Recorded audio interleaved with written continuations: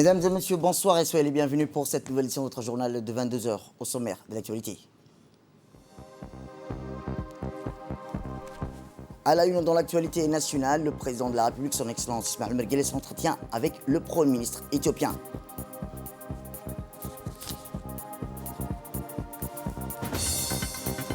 Et toujours dans l'actualité nationale, réunion de concertation pour faire face à l'inflation.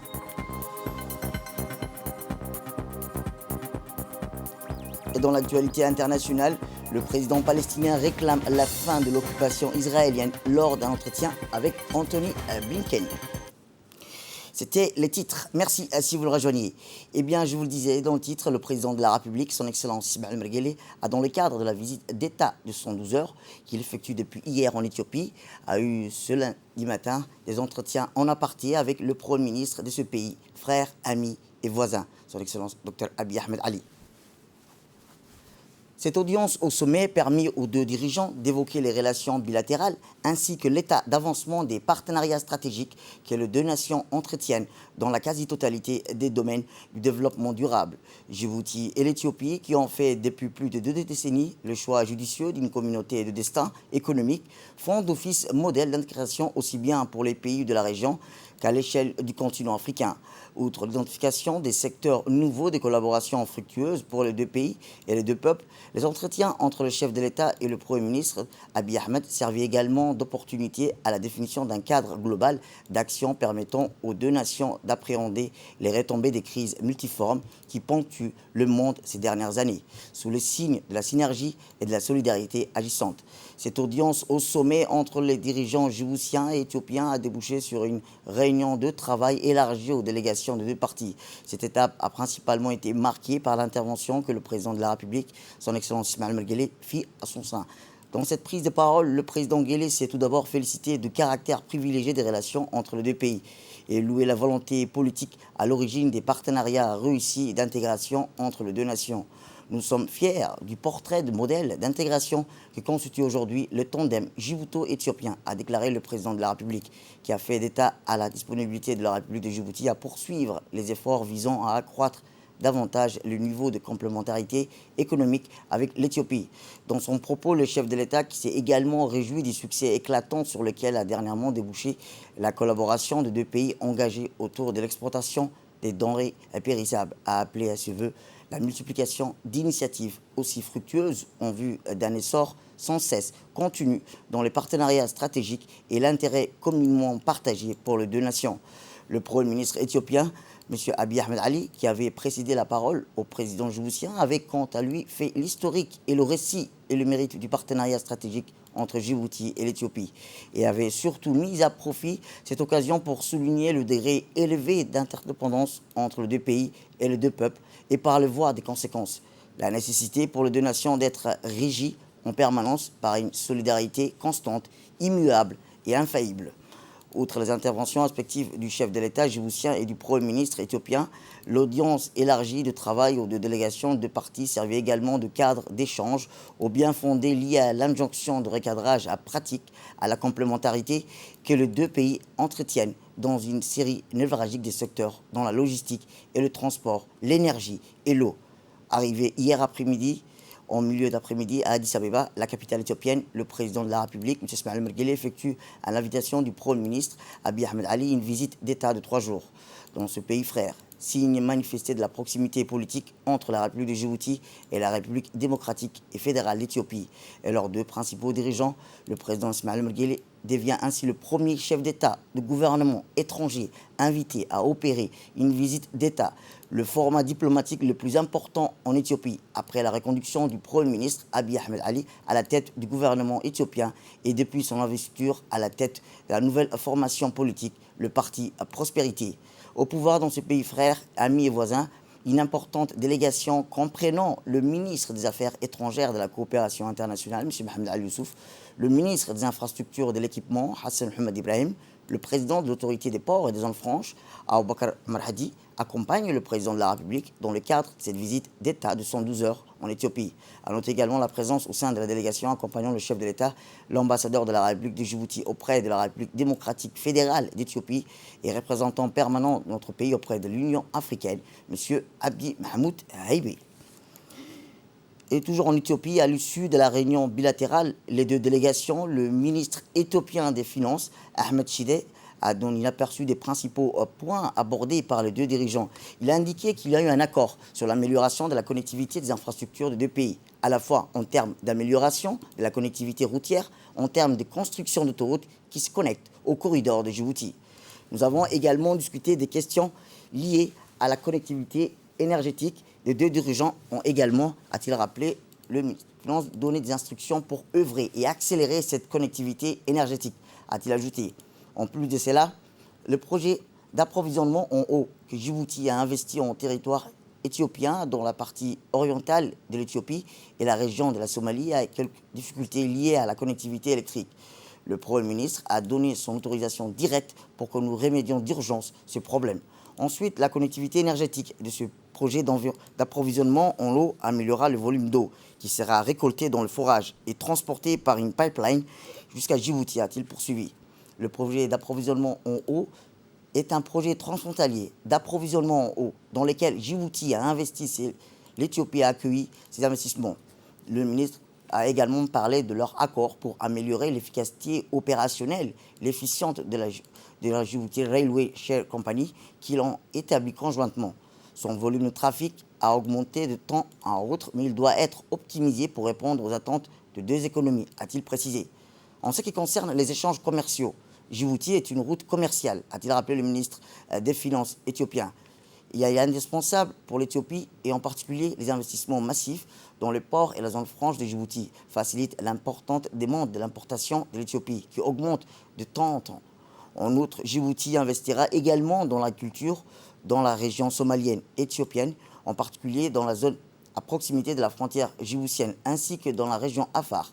Sur ce point, le Premier ministre a clairement dit, le ministre des Finances, donner l'instruction au ministre du Travail avec les autorités régionales pour faciliter cet investissement à l'avenir. Nous travaillons également à l'échange d'investissements entre les deux pays en termes d'infrastructures clés. L'Éthiopie investit à Djibouti et Djibouti investit en Éthiopie. De cette manière, nous pourrons renforcer de manière globale notre coopération, notre intégration économique. En outre, la sécurité et la stabilité de Djibouti ainsi que l'unité et la stabilité de l'Éthiopie sont fondamentales pour les intérêts communs des deux pays. Les deux dirigeants ont également échangé sur la coopération mutuelle dans ce domaine. C'était le ministre des Finances éthiopien, Ahmed Shide. De son côté, le ministre des Affaires étrangères et de la coopération internationale, M. Mohamed Ali Youssouf, a déclaré que les deux dirigeants ont discuté de toutes les questions liées à la coopération bilatérale. Il a signalé que cette visite d'État du chef d'État a été couronnée de succès. Écoutons-le. Le public a été invité par son homologue éthiopien, son Excellence M. Abiy Ahmed Ali. Ça a été une visite d'État qui a été couronnée de succès.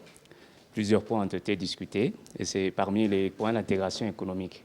Les chemins de fer, l'énergie, l'eau, l'agriculture, tous ces points ont été à l'ordre du jour. Des solutions ont été trouvées au point d'achoppement. Aujourd'hui, on peut dire que cette visite est couronnée de succès.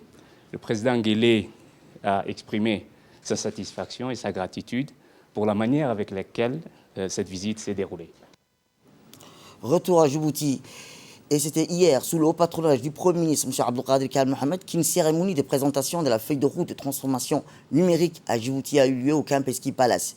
Et après les allocutions officielles, place aux discussions panélistes sur la transformation numérique à Djibouti. Lors de ce panel des discussions, les présentations se sont focalisées sur les technologies numériques qui ont un immense potentiel de transformer les interactions économiques et sociales. À l'issue des discussions des panels, le ministre du Budget et le ministre délégué de l'économie numérique et l'innovation ont procédé à la signature d'un mémorandum portant sur la fiscalité numérique.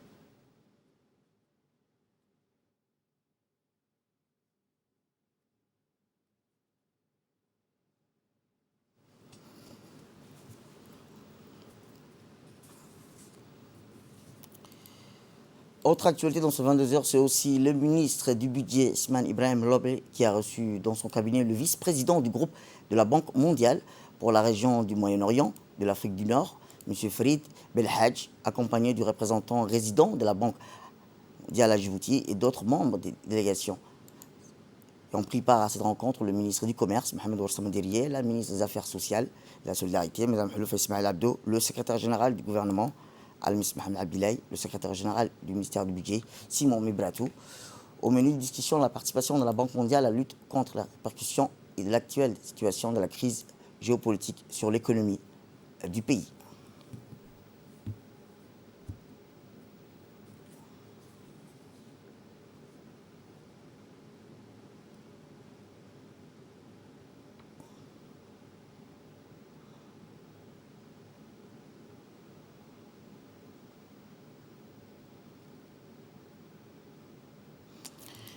Eh bien, le vice-président de la Banque mondiale a accordé une interview à notre collègue Moustapha Ibrahim Souié pour lui donner le tenant et les aboutissants de cette rencontre. Écoutons-le.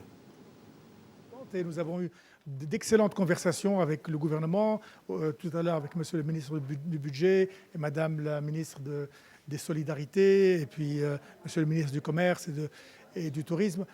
C'est une visite importante parce que ça nous a permis de véritablement voir concrètement quelles sont les questions sur lesquelles la Banque mondiale, avec le gouvernement djiboutien, sur lesquelles on devrait collaborer plus encore. Et notamment, vous avez parlé de la question sociale, vous avez parlé de la question de l'inflation, hein, de la cherté des prix des matières de première consommation. Tout cela, ce sont des questions sur lesquelles on se penchera avec le gouvernement, et la Banque mondiale sera là auprès du gouvernement pour faire en sorte que toutes ces tensions-là soient résorbées de la meilleure manière. Vous savez, il n'y a pas une bonne pratique, il y en a beaucoup. Hein. Cela dépend du contexte, cela dépend de la séquence des réformes sur lesquelles on va travailler. Alors, nous l'avons dit au gouvernement, nous voulons travailler sur deux voies en parallèle.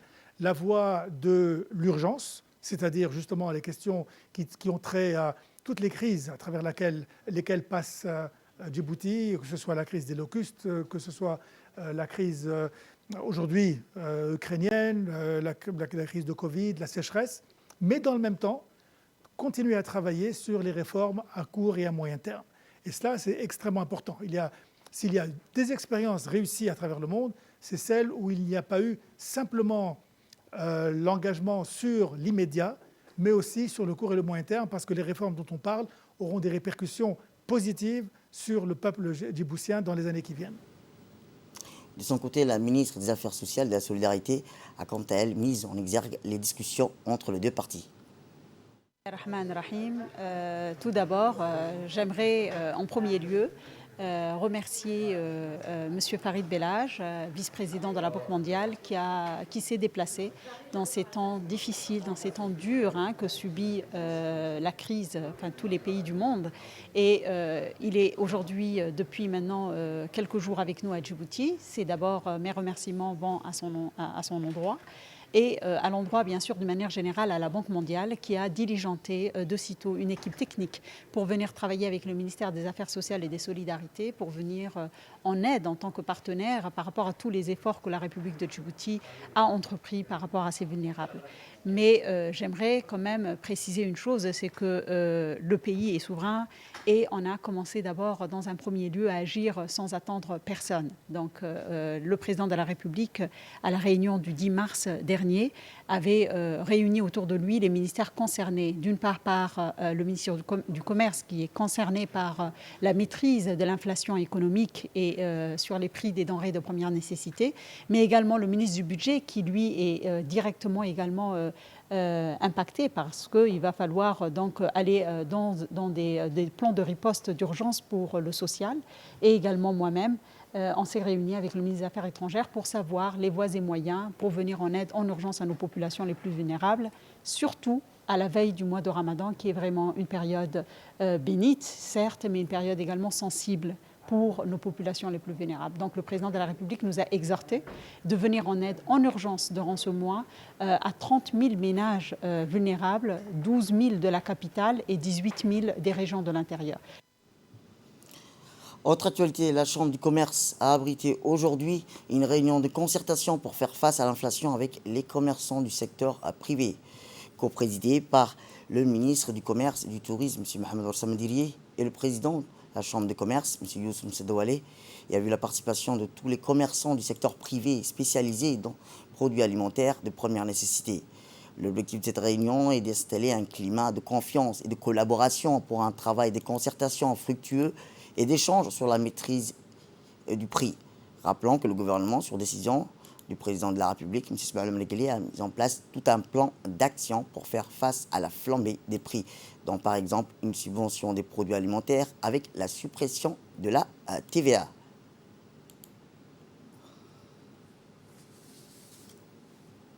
Concernant la Chambre de commerce, il est important pour nous de mettre toujours une stratégie de concertation. Nous constatons que vous faites de contrôles réguliers. Je pense qu'à mon avis, il est important qu'il y ait aussi une discussion entre le ministère du Commerce que vous représentez, Monsieur le ministre, et les opérateurs de la place. Voilà l'objectif numéro 1 de notre rencontre. Mais à l'accoutumée, et comme toujours nous faisions régulièrement chaque année en début du mois de Ramadan, je pense qu'il est toujours nécessaire de rappeler, avant d'abord de se souhaiter Ramadan Karim, de rappeler aux opérateurs du secteur privé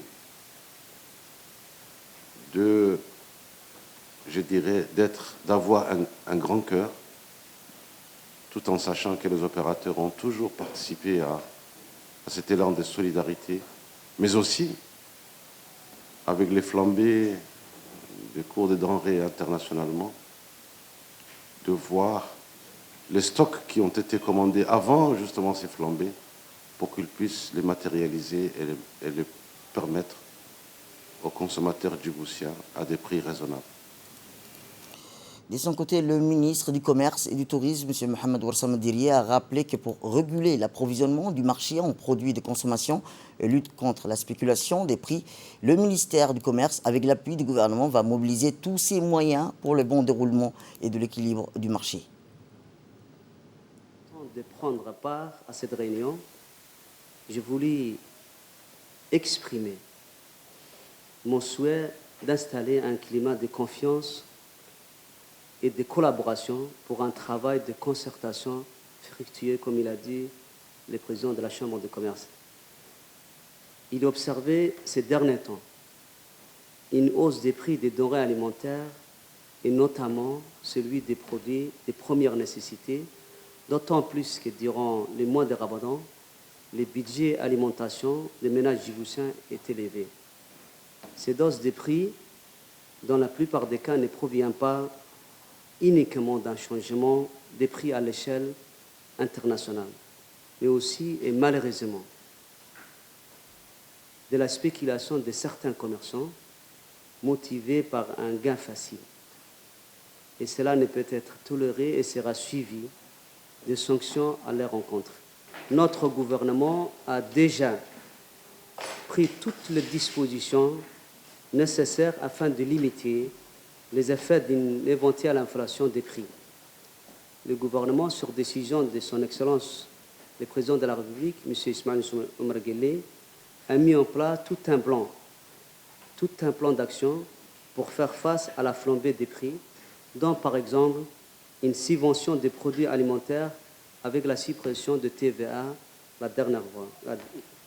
Mesdames et messieurs, cette réunion de concertation traditionnelle à la veille du mois de Ramadan s'impose plus que jamais au vu de l'inflation galopante des prix des produits de consommation pour réguler l'approvisionnement du marché des produits de consommation et lutter contre la spéculation des prix. Le ministère du Commerce et du Tourisme, avec l'appui du gouvernement, va mobiliser tous ses moyens afin que rien ne vienne altérer le bon déroulement de l'équilibre du marché. Eh bien, concernant les spéculations des prix, le ministère du Commerce et du Tourisme continue ses opérations de contrôle des prix sur toute l'étendue du territoire national pour faire respecter les prix fixés par le ministère. Et bientôt ce matin, les inspections se sont déroulées au niveau du quartier de Gabot.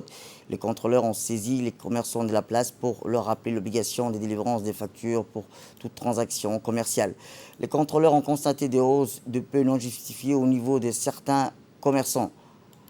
À cet effet, tous les points de vente en infraction ont été fermés et les contrevenants se sont vus infliger des pénalités importantes. À cet effet, les commerçants ont été tenus de délivrer la facture de la réalisation de la vente ou la prestation de services et l'acheteur doit la réclamer.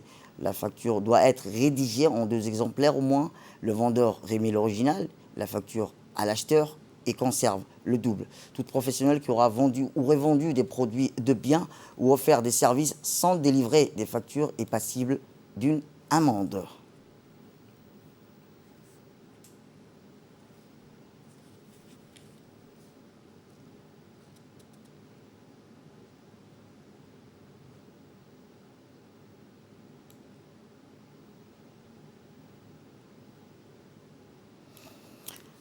Autre actualité dans ce 22 heures, c'est aussi la grande salle du Palais du Peuple qui a abrité ce matin une cérémonie dédiée à la distribution du collecte de la Zakat de l'année 2021, parrainée par le ministre des Affaires musulmanes et des biens Waqf, M. Moumin Hassan Barré, et organisée par la Fondation Diwan al-Zaka. Elle a vu la participation notamment du président du conseil d'administration de la Fondation, Abdul Basit, le directeur général du Diwan al-Zaka, M. Suleiman Hussein Moussa, ainsi que des représentants des principaux donateurs, des particuliers, des entreprises et des cadres du ministère des Affaires islamiques. Le nombre total des familles bénéficiant de cette aide financière au niveau de la ville de Djibouti et de la banlieue de Balbala est environ de 1260 familles. L'occasion s'est terminée par la distribution d'échantillons de zakat à certaines familles pauvres, aux personnes âgées et aux personnes handicapées. Cette étape intervient après que le bureau de la zakat a mis sur place des distributions similaires la semaine dernière aux familles vulnérables et aux personnes à revenus limités dans les 5 régions de l'intérieur. Il convient de noter que la fondation de la Zaka a été créée en 2004 à l'initiative du président de la République, M. Ismaël Mergueli, dans le cadre de ses efforts visant à améliorer les conditions des groupes vulnérables et de la société, ainsi qu'à relancer la 3e pilier de l'islam, qui est à savoir le Zaka. Le président du conseil d'administration du Diwan al-Zaka a prononcé un discours dans lequel il a passé en revue les objectifs du Diwan al-Zaka, soulignant que depuis sa création en 2004, il a réussi à soulager les souffrances des milliers de familles pauvres et lutter efficacement contre la pauvreté.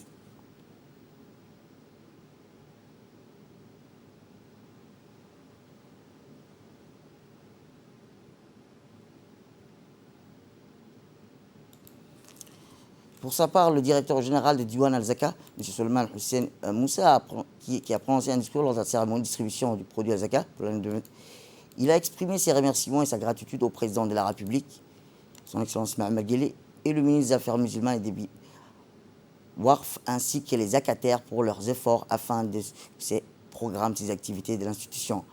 Il ne fait aucun doute, a-t-il rappelé le directeur, que le pilier de la Zaka a été et toujours la résolution efficace aux problèmes liés à la pauvreté et de ses dimensions et au renforcement de la solidarité sociale depuis la révélation du message du prophète, paix et soit sur lui, affirme le directeur général du Diwan al-Zaka.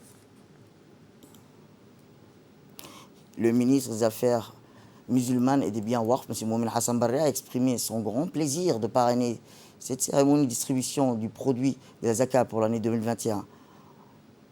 En parlant de l'objet de la création du Diwan al-Zaka, a-t-il le ministre des diverses activités menées par la Fondation au cours des dernières années, il a souligné que la distribution de la Zaka aux familles pauvres de la ville de Djibouti intervient après l'achèvement de sa distribution à ceux qui la méritent au niveau des régions de l'intérieur du pays. La distribution du produit de la Zaka pour l'année 2021 intervient également à la fin du mois du Charban et seulement quelques jours avant l'avènement du mois béni du Ramadan. Le mois de la miséricorde et du don et d'aide aux couches sociales méritant, et affirme le ministre des Affaires islamiques.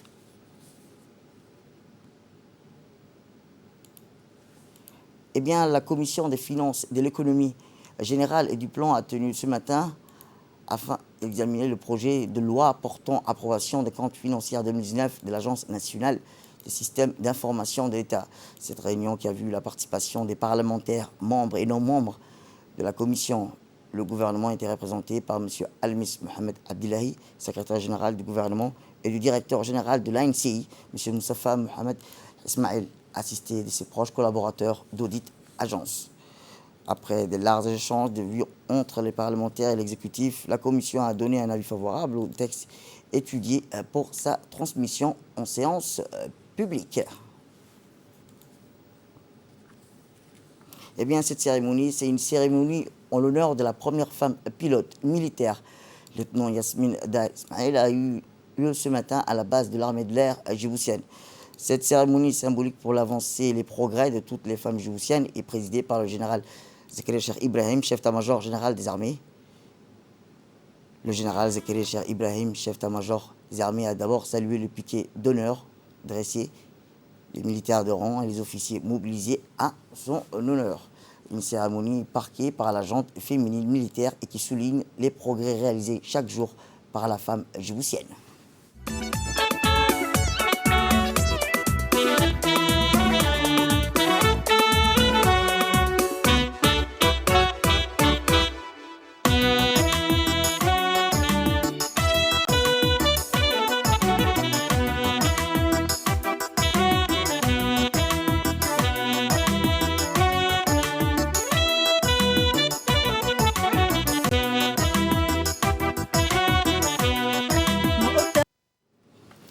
Eh bien, la cérémonie dédiée à la première femme pilote, Yasmine Da Ismail, a été aussi marquée par la démonstration de pilotage que la lauréate du prix du chef de l'État a bien voulu présenter à son public.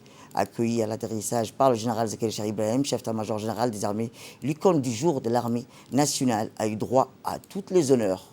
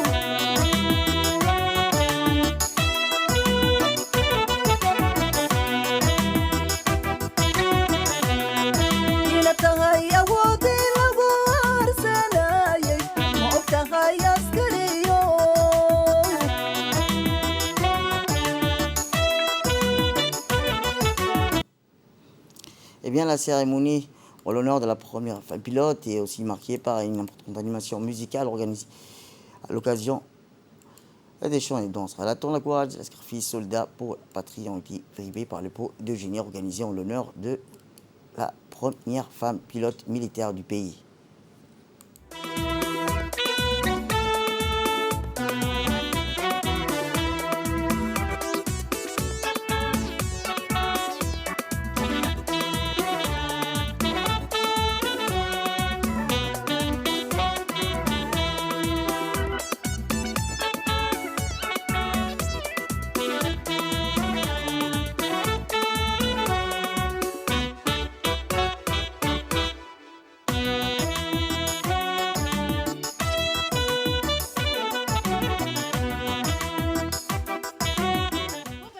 ubukh gardarradii caddayd garnaylkii dhaciyo gowdii madfaca ee gilgilay arlada jaallageesi qaran inaad gibidhsataa waa wax soo gudho difaacaad gashaa waa galacla iyo gabbal kuugu dhacay